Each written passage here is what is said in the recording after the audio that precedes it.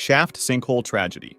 It was May 28, 1973, and a group of 9 diving experts had planned a dive at Mount Gambier's shaft sinkhole. This sinkhole had a unique feature. There was only a tiny opening leading to a cave with a lake 20 feet below. From this opening, a beam of light went down into the cave and onto the lake, which was extremely helpful for the divers' orientation. This beam was visible throughout most of the cave, unless divers ventured too deep into one of the 2 side branches. Everyone initially agreed that they would stay within a 200-foot maximum depth range so they could remain in the main chamber and still see the guiding light. This was their only plan. On the second day, however, 4 divers planned to go to the western section of the cave, aiming for a depth of 250 feet, which would have been a new record. This was deeper than initially intended and posed a significant risk because, in 1973, divers were still using regular air cylinders rather than mixed gas tanks. For this reason, they had to be more cautious as they went downwards, because nitrogen narcosis might have settled in. As they went down, the increasing pressure would have pushed the nitrogen into the bloodstream, producing a state of consciousness that is similar to when people are drunk. Keep in mind that these divers were not very experienced in cave diving. They were more accustomed to standard open water scuba diving. This added even more risk to their plan. They started going downwards into the western section of the cave, and one experienced diver noticed that nitrogen narcosis was kicking in, so he immediately went back out. Several of them followed him and went back to the surface as well, but 4 of them kept going, determined to set the record and get a quick look before resurfacing. After a minute or so, the group at the surface became concerned, realizing the 4 divers would soon exhaust their air supply. A few returned to the cave to find them, and they discovered a flashlight and a camera on the bottom, but no trace of the divers. There was a problem that we haven't yet mentioned: silt. The movements of the 4 divers stirred up the long settled silt into a sand cloud that would take a lot of time to settle back. This reduced visibility to less than an arm's length, removing any hope for orientation for the underwater divers. Without being able to see anything, oxygen running dangerously low, and nitrogen narcosis kicking in, the 4 divers drowned.